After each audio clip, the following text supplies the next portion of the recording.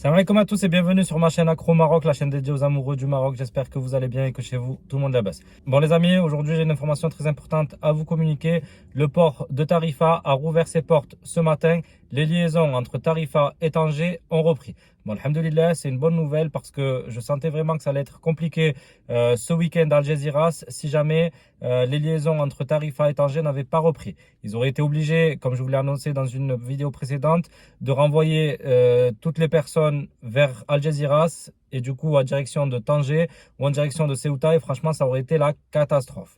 Il y a beaucoup de monde qui est attendu ce week-end avec la fête nationale française du 14 juillet. Les gens partent en vacances, donc on a énormément de départs annoncés ce week-end et franchement là c'est tant mieux que les liaisons soient rétablies entre Tarifa et Tanger. Bon, ça, c'était le premier point. Bon, maintenant, deuxième information importante. J'ai beaucoup de personnes qui me demandent si Ceuta, ça roule bien, si au niveau de Tanger, il n'y a plus tellement d'attente. Alors oui, sur les derniers jours, les retours que j'ai eus, ça roulait très bien. Il y a moins d'une heure d'attente, que ce soit pour embarquer ou pour passer la douane. Donc, ça roulait bien. Maintenant, il faut vraiment s'attendre, à mon avis, ce week-end à plus de monde. Comme je vous ai dit, il va y avoir pas mal de départs aujourd'hui et demain. Pareil pour samedi, dimanche, ça va être à mon avis blindé. Ça sera vraiment le dernier pic du mois de juillet. Après, ça va relativement se calmer pour ceux qui ont pris des billets après le 17-18 juillet. Ça va être relativement calme.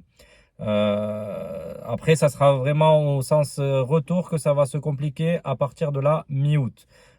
Donc si vous rentrez en France début août, normalement vous êtes tranquille, il ne devrait pas y avoir de soucis. Par contre, à partir du 15-20 août, là ça va être blindé et je pense que les temps d'attente vont être relativement longs. Donc voilà pour les informations. Je vous partage quelques photos de Ceuta ces derniers jours. Donc comme vous pouvez le voir, c'est vide. Il n'y a vraiment pas grand monde. Si vous avez des billets donc en direction de Ceuta, il est inutile de les changer.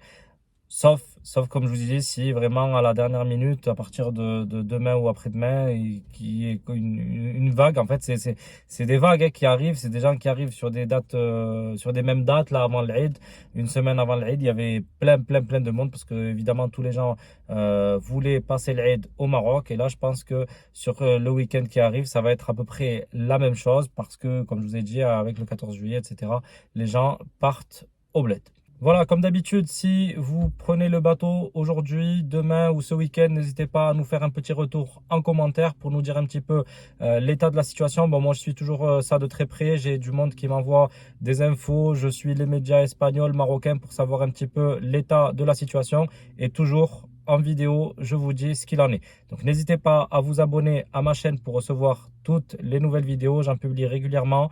Je vous tiens au courant tout le temps de la situation.